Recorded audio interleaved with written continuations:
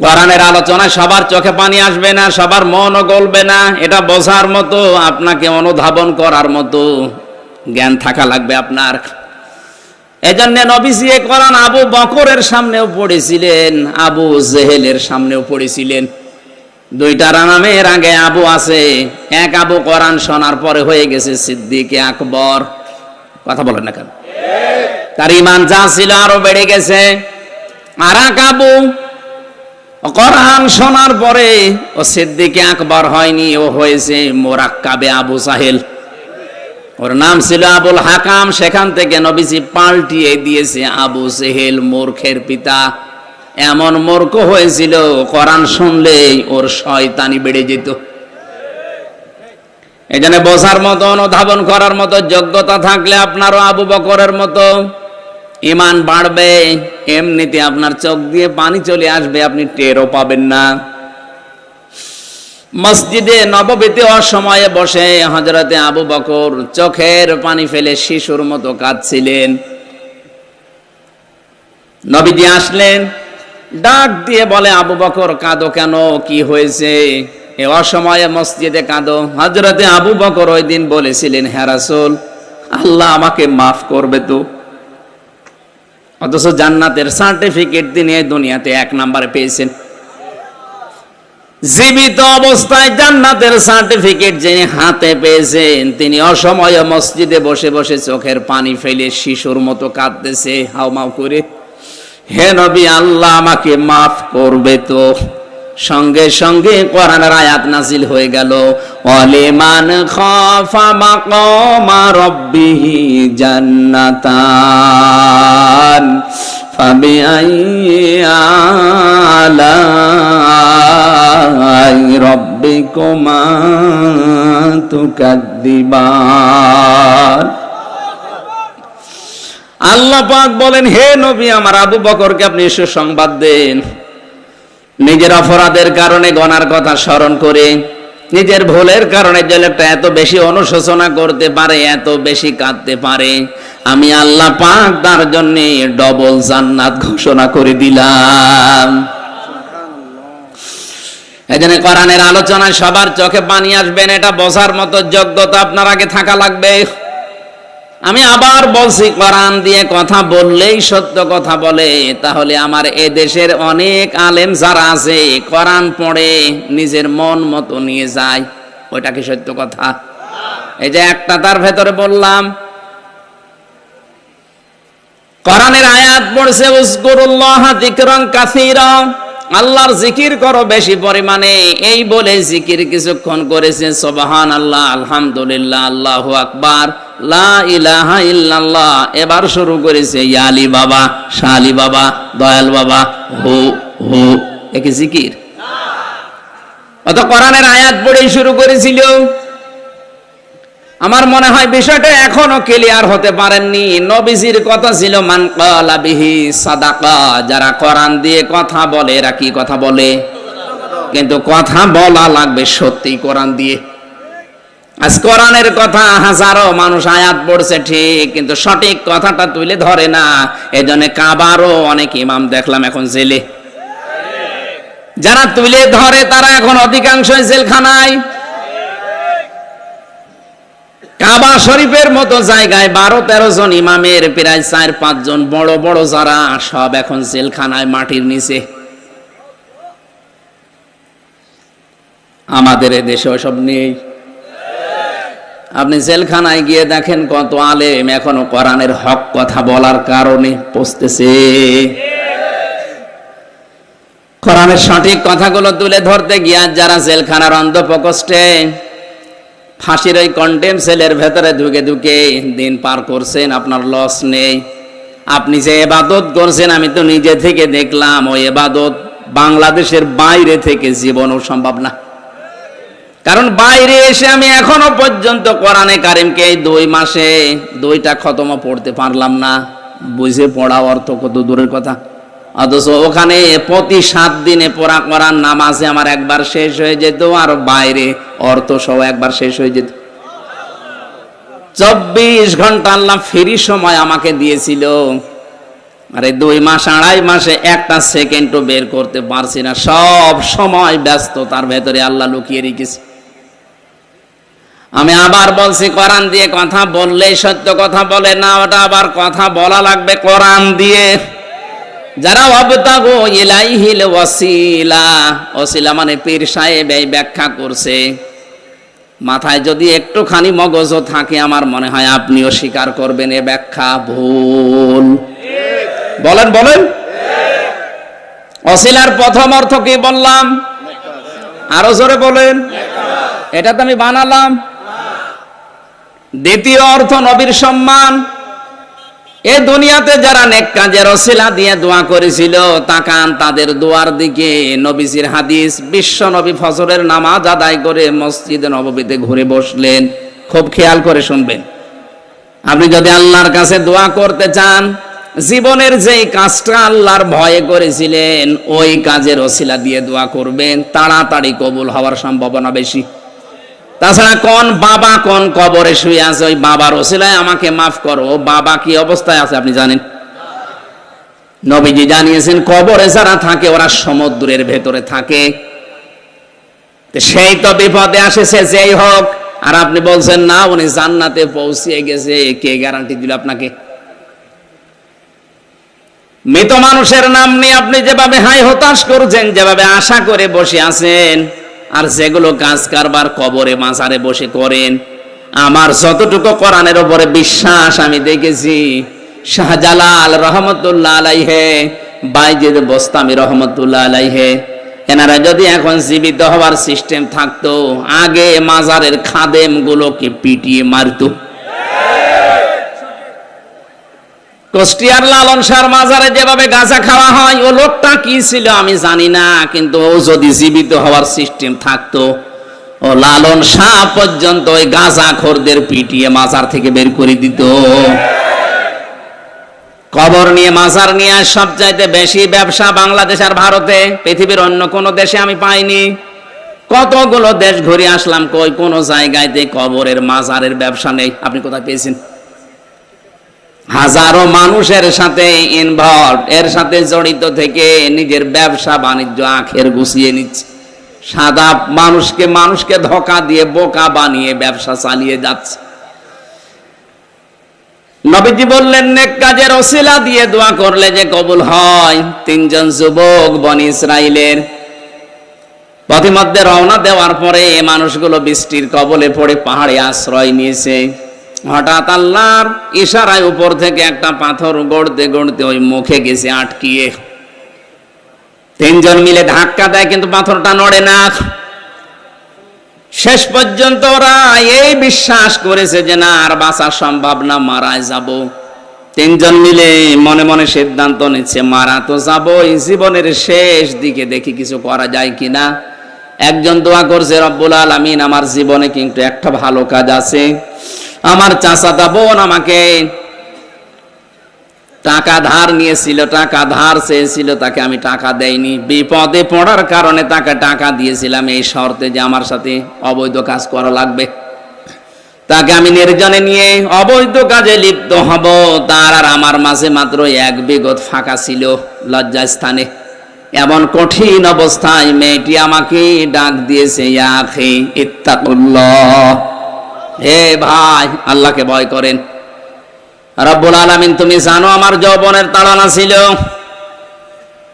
আমি যুবক মানুষ, কঠিন পরিস্থিতি, ওই সময় শয়তানের ধোঁকা আমার উপরে কাজ করছিল। কিন্তু যেই বলেছে আল্লাহকে ভয় করো হে ভাই, সঙ্গে সঙ্গে কঠিন মুহূর্ত থেকে আমি দৌড় দিয়েছি। হে আল্লাহ, এই কাজটা যদি তোমার ভয় আমি করে থাকি, মেহেরবানি করে আজকের এই বিপদ থেকে আমাকে বাঁচাও। নবীজি বলেন, শুধু মোনাজাত করতে দেরি, মহান আল্লাহ পাথরটা একটু সরিয়ে দিতে দেরি করেননি।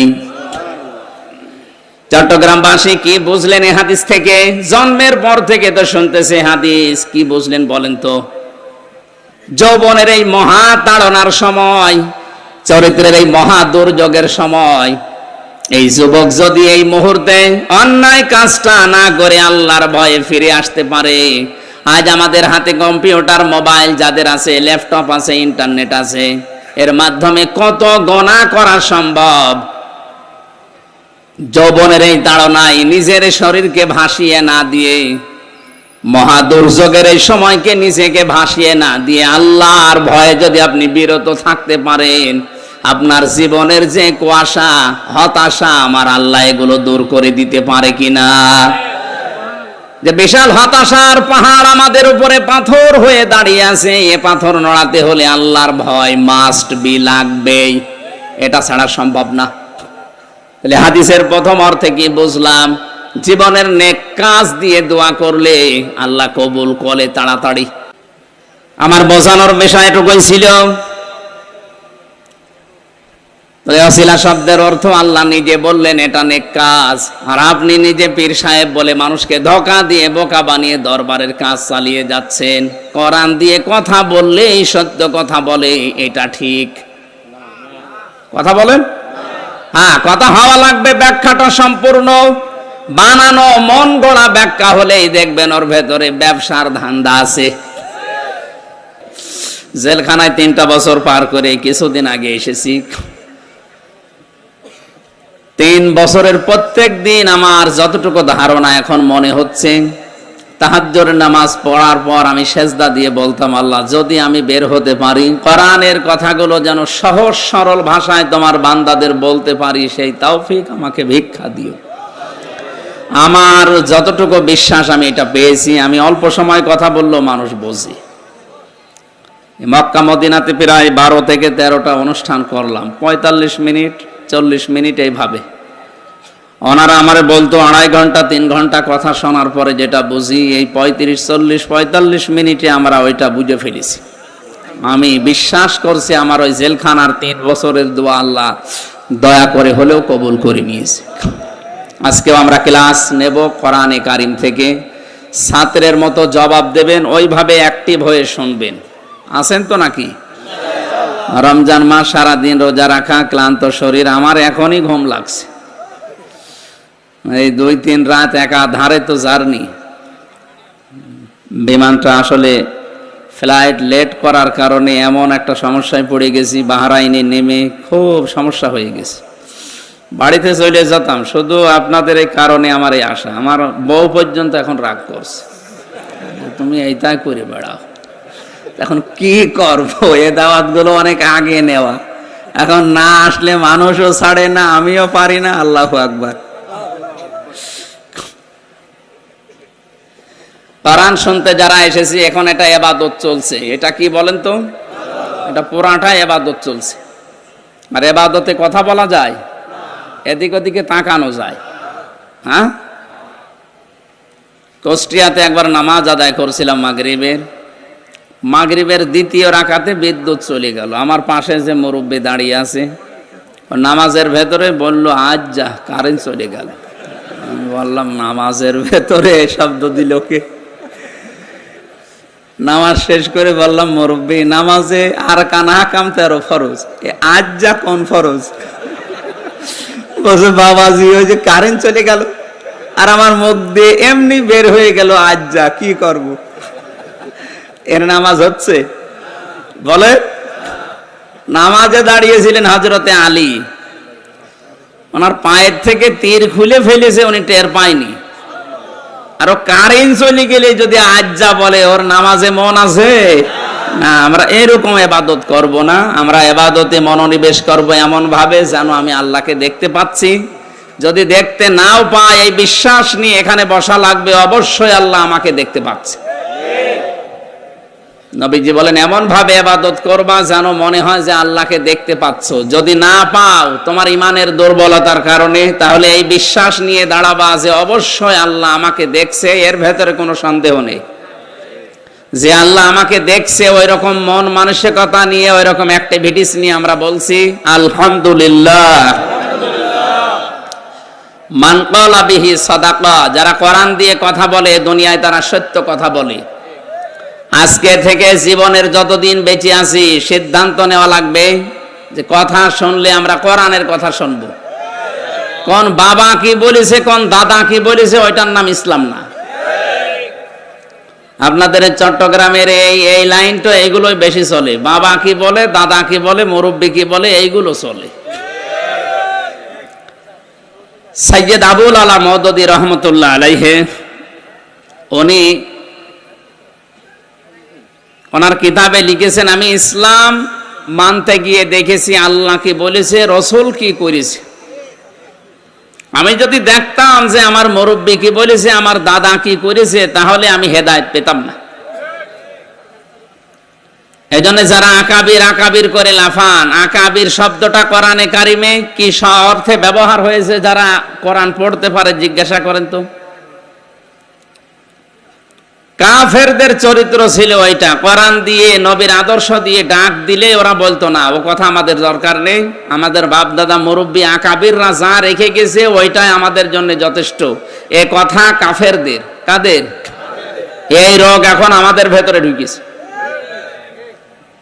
কোরআনে কারিমে আল্লাহ পাক বলেন, ওয়াইযা কিলা লাহুম তাআলাউ ইলা মা আনজালাল্লাহু ওয়া ইলার রাসূলি ক্বালু হাসবুনা মা ওয়াজাদনা আলাইহি আবাআনা।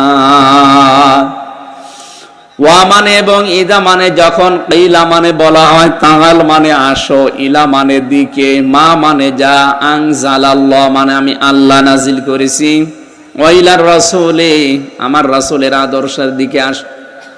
হে নবী, আপনি দেখবেন অনেক মানুষ আপনার সামনে আছে, তারা বলবে ক্বালু, একজন দুইজন, এটা বহু বচন, অনেক মানুষ এমন বলবে, হাসবুনা আমাদের জন্য যথেষ্ট, মা ওয়াজাদনা যা আমরা পেয়েছি, আলাইহি আবানা আমাদের পূর্বপুরুষ, মুরব্বী, বাপ দাদা, আকাবির, পীর সাহেব, এদের কাছে আমরা যা পেয়েছি এইটাই যথেষ্ট, আপনার কথা আমাদের শোনা লাগবে না। এই চরিত্র ছিল কাফেরদের। কাদের? এই জন্য অন্ধভাবে পৃথিবীতে বিশ্বনবী মোহাম্মদ রাসূলুল্লাহ বাদ দিয়ে কাউকে মেনে নেওয়া জায়েজ নেই, সে যত বড় মুরব্বী হোক আর যত বড় পীর সাহেব হোক। কথা মানতে গেলেই দেখতে হবে এ লোকটা কথা কোরআন দিয়ে বলে কিনা। এখানে আর একটা সমস্যা আছে, বিশেষ করে বাংলাদেশ আর ভারতে। এক কথা বলবেন না, ভালো করে শুনেন। নবীজির হাদিসের প্রথম শব্দ ছিল মান ক্বালা বিহি সাদাকা, যারা কোরআন দিয়ে কথা বলে এরা সত্য কথা বলে। কিন্তু বাংলাদেশের এই 64 জেলার ভারতের কয়েক একটা প্রদেশ ঘুরে দেখলাম কোরআন দিয়ে এই কথা বলছে, কিন্তু ব্যাখ্যার নামে অধিকাংশ জায়গায় হচ্ছে অপব্যাখ্যা। বাংলাদেশের ফরিদপুরে একজন আছে, ওই দরবারে একবার যে দেখি তেলাওয়াত করছে, ইয়া আইয়ুহাল্লাযীনা আমানুত্তাকুল্লাহা ওয়াবতাগু ইলাইহিল ওয়াসিলা ইলা আখিরি আয়া। সূরা মায়েদার 35 নম্বর আয়াত আসরের নামাজের পরে পড়লো। ইমাম সাহেব ব্যাখ্যা করছে, এই ছেলে কথা বলেন কেন?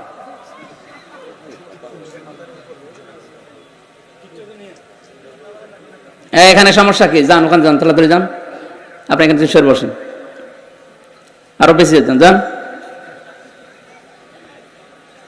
বললাম না এটা ক্লাস চলছে, ক্লাসে কথা বলা যায়, অ্যাক্টিভ ভাবে শোনেন, আর না হলে মোনাজাত করে দিস। আমি গতানুগতিক কথা বলি না, জানেন। অনেকে মনে করছে সূরা আল কদর পড়েছে, এ তো আমিও জানি। আপনি জানেন মানে? এর ভেতরে যে তথ্য আছে আপনার বাপ দাদাও জীবনে শোনেন। আমি 1 ঘন্টা কথা বললে অন্তত 50 ঘন্টা ওই আয়াতের উপরে পড়ে আসে। আপনি দেখেন আজকে আয়াত থেকে কি বের হয়, যে শুনবেন তো। বারবার যদি ডিস্টার্ব হয় আমি তো পড়ে আসা জিনিসগুলো ভুলে যাব, নাকি আমি বানিয়ে বানিয়ে বলবো? এমনি কি ঝামেলা আছে দেখছেন না? কথা যেদিকে নিয়ে যায় ওরা উল্টি অন্যদিকে নিয়ে যায়।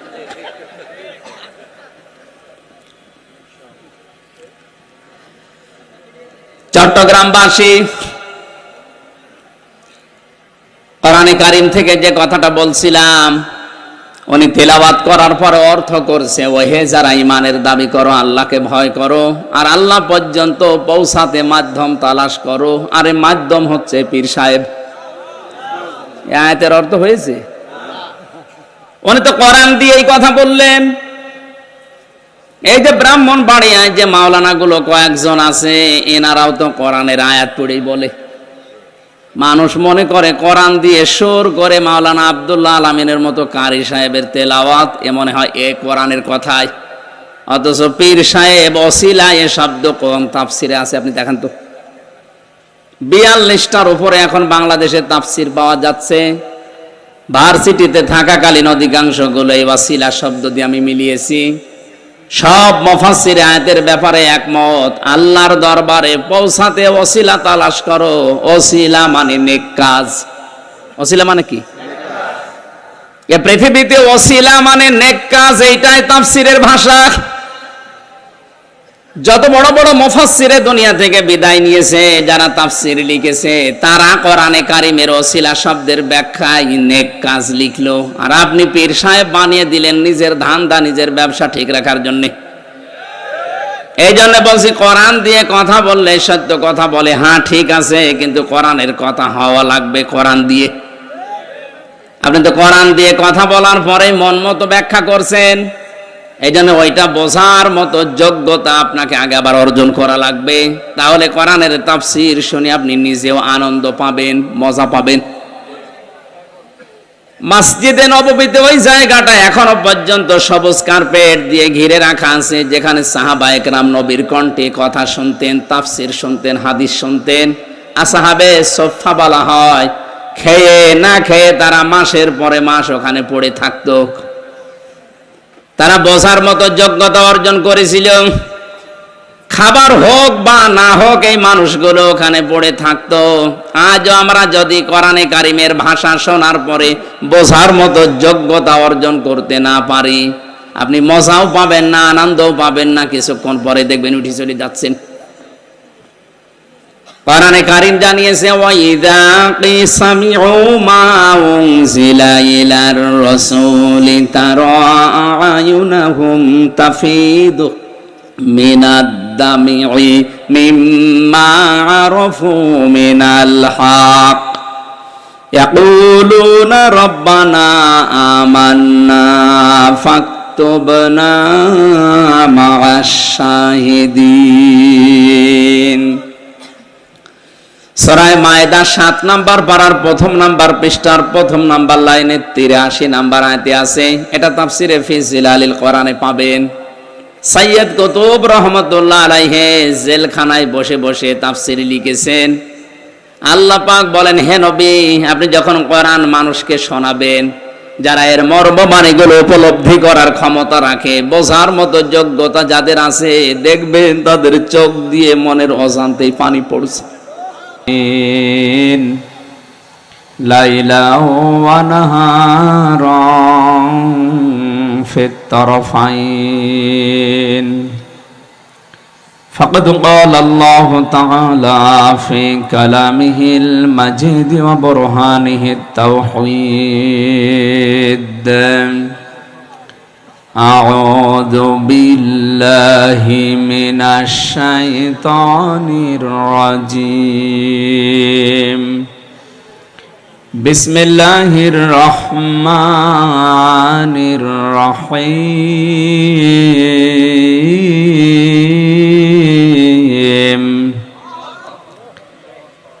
ইন্না আনজালনাহু ফি লাইলাতিল কদর ওয়া মা আদরাকা মা লাইলাতুল কদর।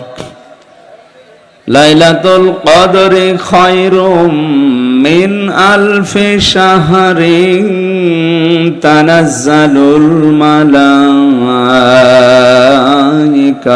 ওয়ার রূহু ফিহা والروح فيها بإذن ربهم من كل أمر سلام سلام هي حتى مطلع الفجر সাদাকতা ইয়া রাব্বানা। عن أبي هريرة رضي الله تعالى عنه قال قال النبي صلى الله عليه وسلم من قام في ليلة القدر إيمانا واحتسابا غفر له ما تقدم من ذنبه رواه ابن ماجه وما زادهم إلا إيمانا وتسليما اللهم صل على سيدنا مولانا محمد وعلى آل سيدنا مولانا আমাকে শহীদ করে সেই মিছিলে শামিল করে নিও, যে মিছিলের নেতা আমির হামজা খবায়েব খাবাব খোদার ছিল যারা অতি প্রিয় শামিল করে নিও। আলহামদুলিল্লাহ। চট্টগ্রাম জেলার ফটিকছড়ি থানার অন্তর্গত উত্তর 12 মাসিয়া আদর্শ যুব কল্যাণ পরিষদের উদ্যোগে তাফসিরুল কোরআন মাহফিলের স্বনামধন্য সভাপতি জনাব মোহাম্মদ জানি আলো, চেয়ারম্যান 2 নম্বর দাঁতমারা ইউনিয়ন পরিষদ।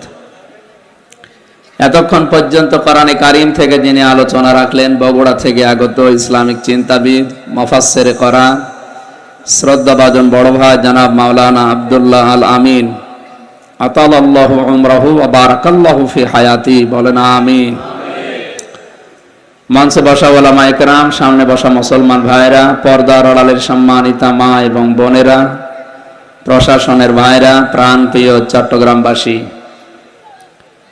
দল মত নির্বিশেষে কোরআনের অনুষ্ঠানে রমজানুল মোবারকে নাজাতের অধ্যায়ে গভীর রজনীতে যে মানুষগুলো আমরা আসলাম, খুশি হয়ে বলছে আলহামদুলিল্লাহ। আপনারা হয়তো জানেন আমি এই 15 দিন ছিলাম মক্কা মদিনায়। গতকাল নেমেছি বাংলাদেশে, নেমে এখানে কক্সবাজার ছিলাম, এরপরে এখানে, এখনো বাড়িতে যেতে পারিনি। আজকে হয়তো শেষ করে বাড়িতে পৌঁছাতে সকাল 12টা-1টা বেজে যাবে। দোয়া করছি, এটা যেহেতু একটা তাফসিরের ক্লাস, তাফসিরুল কোরআন মাহফিল লিখে দিয়েছেন, ক্লাস যেভাবে করা লাগে কোরআনের ইনশাআল্লাহ চেষ্টা চালাবো।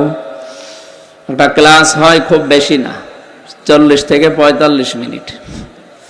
বিশ্ববিদ্যালয়ে যখন ছিলাম আমরা দেখেছি যারা ক্লাস নেয় 45 মিনিটের পরে অন্য একটা স্যার এসে হাজির হয়ে যায়। ভার্সিটিতে যারা ক্লাস নেয় ওদের যোগ্যতা নেই, এই জন্য 45 মিনিটে শেষ করে দেয় নাকি? হ্যাঁ, কেন?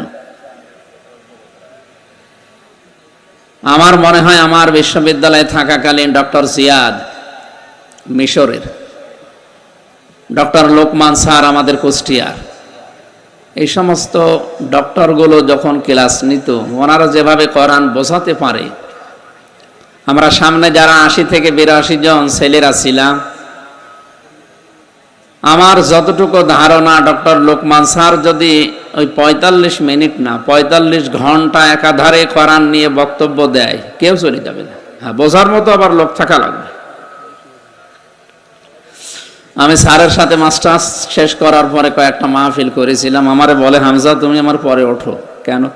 কারণ আমি যে ধাঁচে কথা বলি মানুষ থাকবে না, এসে শুধু ময়দান পড়ে থাকবে।